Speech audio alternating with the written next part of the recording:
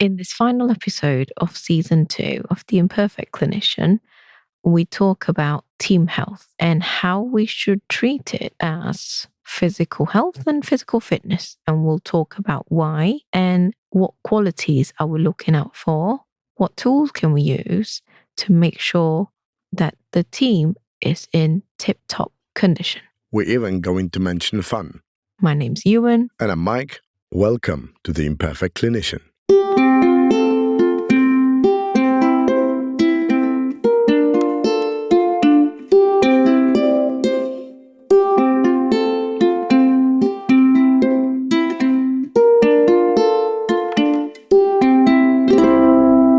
In the last episode, we were discussing culture in a team because we believe it's quite an important part of team dynamics, of forming the team and what underpins the work in the team. Today, we want to turn it up a notch and we want to focus on team health. So, what is it? I would say that we need to treat team health as if it's physical health and fitness. So the reason why I'm saying it, because if it's physical health, we need to be checking in. And if it's fitness, we need to build it like a muscle. So what do you think? How do we ensure that we add the right people to the health of the team?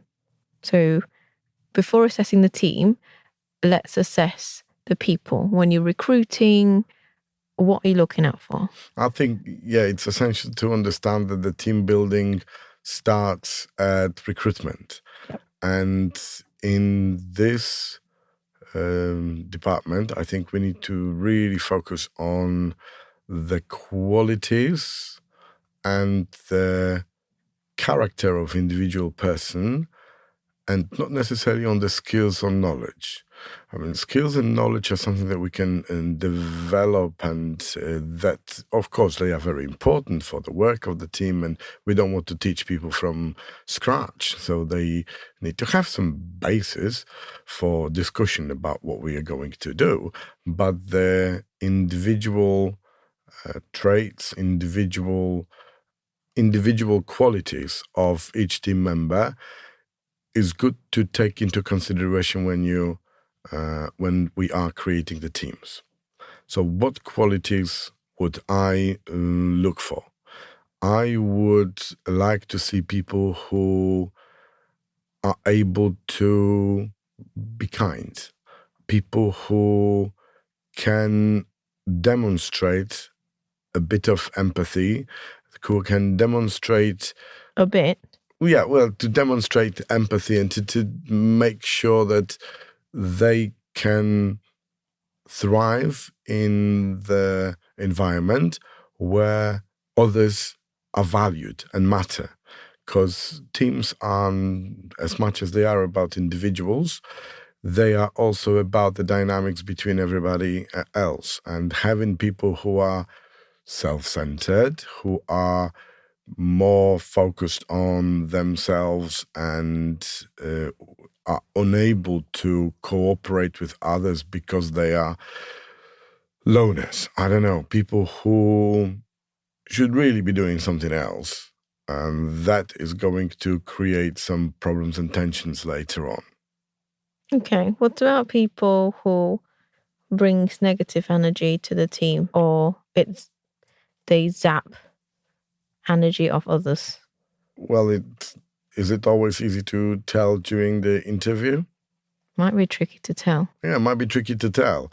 I think that it's important to demonstrate the values of the team and see what reaction that's going to provide. I mean, you say, right, in our team, we want to look out for each other. We want to, and if somebody looks at you and just, their expression is going to say, oh, this is wishy-washy, and I don't really feel like that's an important thing. If you present yourself and your team and what is the purpose, where are the strengths of the team.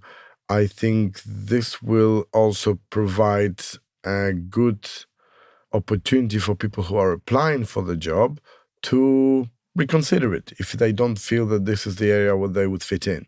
If you stress out, right, I'm looking for strong individuals, and somebody is not that, then the only natural consequence for them is, right, I'm not going to be a right fit for the team. So I think that there should be both ways. You should present the team, how the team works, what is important for the team, as well as the person recruited should tell you about themselves. You always should consider asking them for scenarios, for example, that would give you an idea of how they approach certain situation, or how they what they experienced in the past, and see where the values lie. What stories they're going to bring up, what significance. And if people are telling you the stories about how they, I don't know, solved the problem or looked out for another person, not necessarily from work, but also from the family, you can see how engaged they are. You can see, because this is a talk about the feelings. This is a talk about how you approach others. And it's very hard to fake it. You can convince people about, your skills in selling, right, I sold that much and all that, but it doesn't really tell us what you've been selling, how you've been selling it, how you've been talking to people. If you've been delivering amazing services and all that, we don't know what impact it had on the others. So using those, again, going back to our very first episode about analog skills, we can gauge how people are with those, how people approach others, how people react to kindness. What you can ask them, what's their idea of diversity? How have they encountered racism and what they've done about it? Have they encountered any problem with inequalities? I mean, we all talk about, inequalities being all around us, but what do we actually do about it? Do we just listen about it? We all have got some sort of stories about that, whether it's I don't know, elderly lady in the supermarket that somebody pushed in front of her. That's the level of, of empathy you can come across that will warrant you a not necessarily interesting, but valuable story. Yeah. And reaction to those situations are very important to me. I think it's important to think of recruiting like Lego set instead of a jigsaw puzzle. So we get varying qualities and different inputs, because we don't want everyone to have very similar personalities. We want people to see from different perspective, not just diversity on the table, but also diversity in skills and what they can bring to the table and what are their strengths. And perhaps their areas of improvement is somebody else's strength. So you create a more well-rounded team, I guess, instead of a imbalanced team. Agreed. We talked about checking in. So team health checks. I think it's really important, because I would much prefer to use the approach of proactive. So the same old saying of prevention's better than cure. I think we need to approach it the same way when we are looking at team health. So how do we recognize problems? So this stands in opposition to, if it's not broken, don't fix it, because you need to make sure that you take proactive steps. I agree that prevention is better than cure, because we always say, oh, if it's not broken, don't fix it. But I think when it comes to talking to people, to responding to team problems or team issues in general, it's important to be proactive and see things coming your way. So those subtle signs. So how do you recognize that things are going not in the right direction? I think being a leader, depending on how big the team is, and not a lot of the times you can hear what's happening. So keeping an ear on the ground is a good idea. Keeping an eye out, or I should say an ear out for rumors. But I feel those are quite reactive approach. So it would be a good idea to create systems where managers or leaders are able to have regular communication with everyone in the team.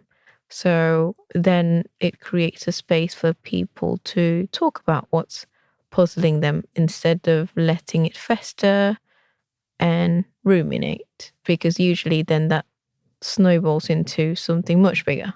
Would you agree? I think that you're absolutely right when it comes to reaching out for the feedback. And this goes back to our episode when we're talking about feedback, when we're talking about communication. All of this now has got direct translation to the use of it within the team.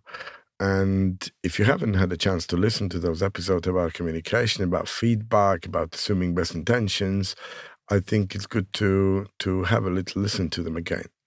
Communication is the key in any team, and proactive communication is very important. So we need to, in my opinion, reach out to individuals, check up on them, whether it's less or more casual. That depends on the style of the leader. But I believe that a quick checkup now and again, how's it been, what people are working on, where are they, what support they might need, is quite an idea, to pursue on a regular basis.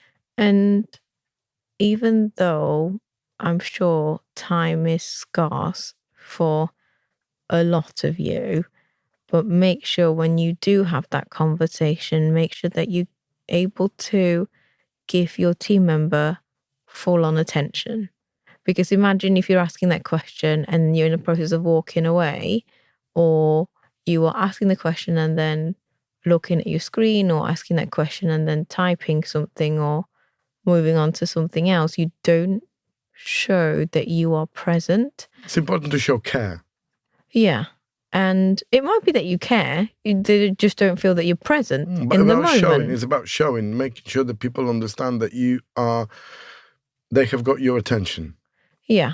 And so create space for that. So come, let's go to the room and talk about it, or let's schedule a time and actually schedule it in and talk about it. So I think having something like this is really important.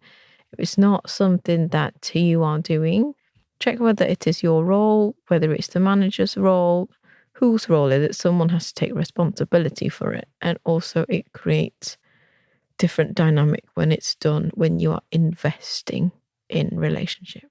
And this is something that doesn't necessarily only apply to the team. It's like you would ask your loved one, but it's not like, all right, how are you doing? You can't, peel your eyes off the phone, or you are busy cooking or doing whatever else. You just need to just sit down, look in the eye, says, how's things for you?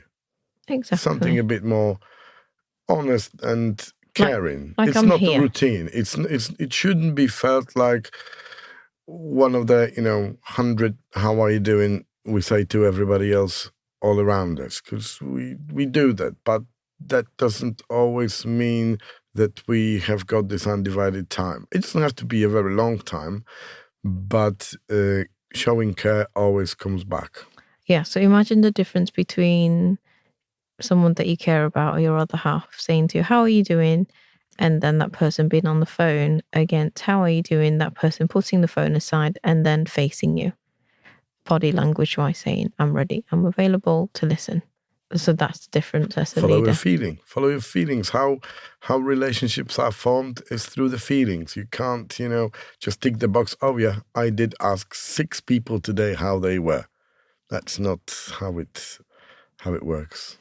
Okay, so we talked about in our previous episode establishing purpose aligning goals and values. So I think that's really important. So I just want to break it down to perhaps a summary of what we discussed and then add a little bit more context to a few points. The other one, we talked about cohesion. So we wanted for the team to have trust and respect, and that has to come from communication. So by that, we talked about creating psychological safety, a sense of belonging at work. This is in season 1 of our episode. We talked about vulnerability and being authentic. And then I think that leads to collaboration, which is what we would like to see teamwork going on. So in the last episode, we talked about changing from competitiveness to collaboration. And I want to add in another point. So we talked about encouraging differences in opinions and diversity, but also I feel it's quite positive to be able to hear a team member challenging anyone, whether challenging the team leader, challenging each other in a very constructive manner. What do you think? Conflict is very hard to manage in most circumstances because usually it involves interests of different people, and the area of competence, depending what is being questioned, is usually about. So I wouldn't go to conflict first because conflict resolution is something else, but this is more challenging thoughts. So if you say something and I said, oh, hold on, I disagree, I think it should be, or help me understand, whichever it is. That comes to it all comes down to the psychological safety of people around you in a team and the approachability of people in a team. How they know each other, how much they can allow each other to question what they're saying, and it should be a safe space for talking. I think it's quite important to understand in the team that if we're all adults and we agree to work in a team, all the opinions that we express are not personal, and it's got to do with the work that we're working on. I know it's very hard very often to distinguish personal opinion from opinion about the work that we're doing, but it is quite important to switch to that thinking that we have to focus on work, and nothing that we say is against somebody else, but it's for the benefit of the whole team. Yes, and I think it's a sign that if you see this in your team and the disagreement or challenging a thought or an opinion, it's being used, it's like synergy, and that friction in a way actually builds the whole team up. So everyone understands each other's perspective. They feel that they are safe to raise their concerns or identify their own learning needs. You talked about conflict resolution. So when it gets to conflict, to the point of conflict, it, like you said, it's a very difficult conversation. But we mentioned this in our assume best intention. So I think it's important to be clear and take in all perspective, set boundaries, and be curious instead of being judgmental. Anything else that I've missed on there? I think that being curious is always thing that should be tattooed on the back of our eyelids when we are talking to others, because it's the only way that can move things forward, in my opinion. It's very hard to change your judgments especially if you get into the heated discussion with someone. Absolutely agree. And I think that brings us to the next point, which is ownership. As a leader, I want to feel that if I'm delegating, my team members taking on either the project or the topic and make it their own. So there is accountability attached to it. And if they struggle, they know how to reach out for help with me providing the, what do you call it, safe Railings. Yes, railings on the side. And then the next point brings us to a balanced team. So identifying skill mix, a varied set of skills, talents, like you said, work experiences and problem-solving styles. And personal experiences as well. Agree, because I would like to have a team that embraces creativity and innovation. So doing things differently, trial, error, learning from it, happy to learn from mistakes instead of a perfectionist that is afraid of making mistakes. What else do you think is important? I think it's also important to look for continuous development and improvement. It's quite a skill to ensure that we grow, not only individually, but as a team, because we have to accept the fact that things change. The world around us changes. We change. So if we become complacent, that risks generating not only decreased results or not only falling into bad practices, but also creates dissatisfaction. And, sometimes people just wake up and say, oh, it's not like it used to be.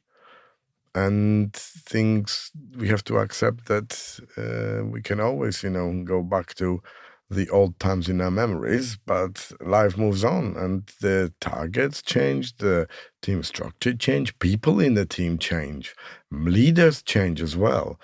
And by understanding that life moves on, it gives us slightly better skill of adaptability to the situation. So I think it's important to learn through constructive feedback and also look into progression planning, how to future-proof the team, how to ensure that people are focused on how everybody is involved in that growth. I agree. I think one of the role as a leader is to keep an eye on the present and also to look forward to the future. And progression planning is one of them. And having clear progression plans with the people in the team so they are involved in it, because I want to take into account their interests, their strengths, and aligning it to what the practices need. And a desire to step up potentially. Yeah, exactly. The other point, we talked about this briefly already, is how agile the team is. So I think one of the traits of having a team that is quite resilient is having a team that is very adaptable.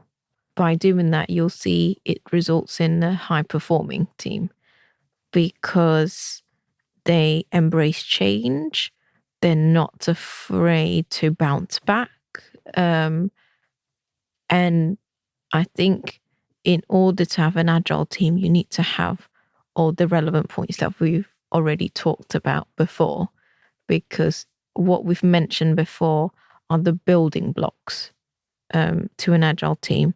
I think it's important to minimize hierarchy because it can create a lot of blocks to communication. And it adds complexity to the interaction. And so you're talking about the flatter structure of hierarchy. Yes, where are we all equal? So I wouldn't say I don't think hierarchy shouldn't exist, but I think communication should be able to flow even in a hierarchical organization quickly, swiftly, and you get leaders who are responsive and not selectively choosing what messages go through.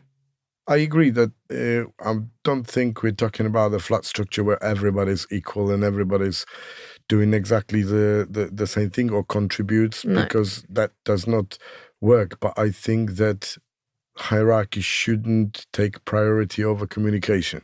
I agree. And I think that this is important. The shortening the distance to people that can make a difference is more important than going through the right channels of, who is important than everybody else. Exactly. I think we should step away from people who are attached to what they have written on the badge or in the job title. You need to focus on the team, on the health of the team, and not necessarily on who is more important than everybody else, just because they've been longer in a team, for example.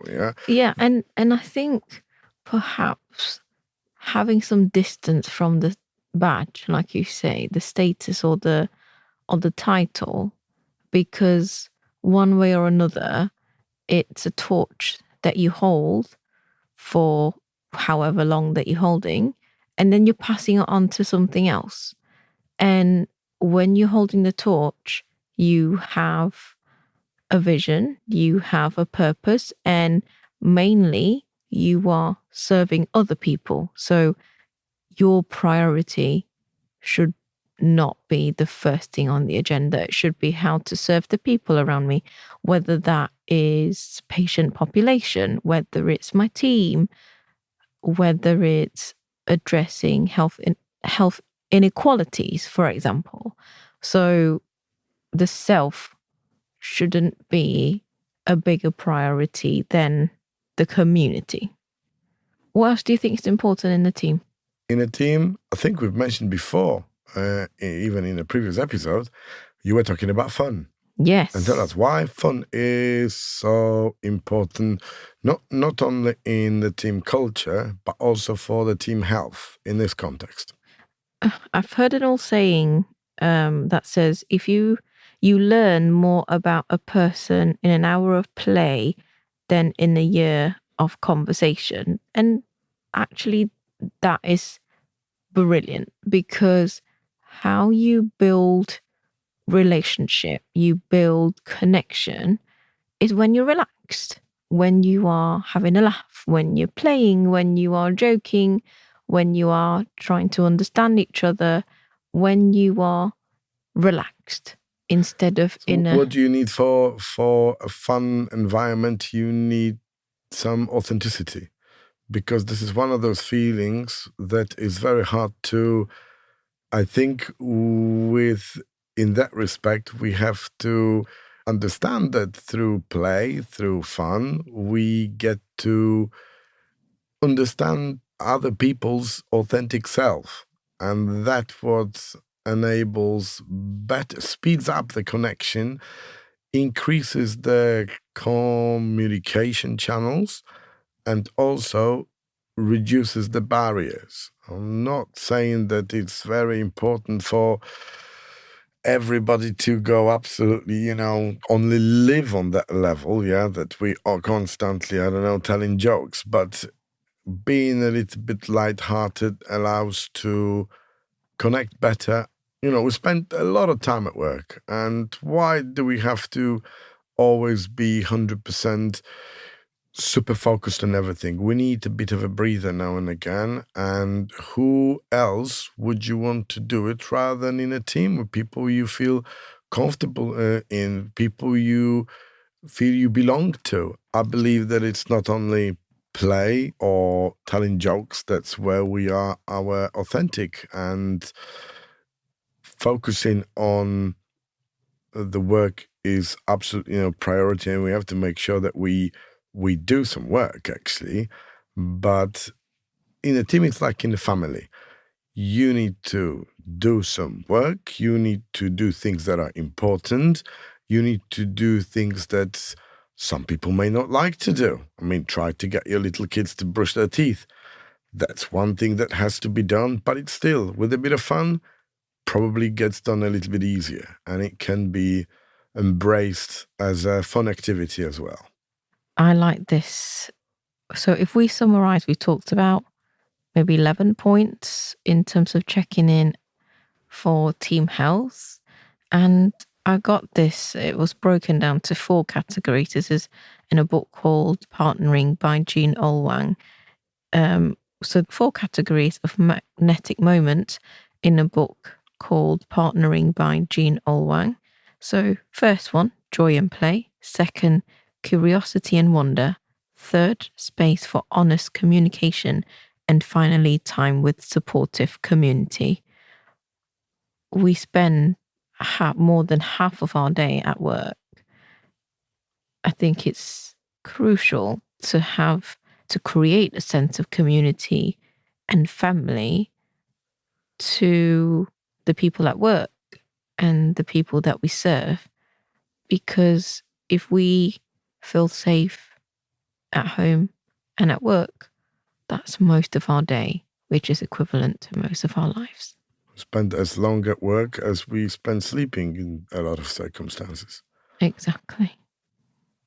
Okay, so we've gone through all the things that you feel are important in a team, but how do we...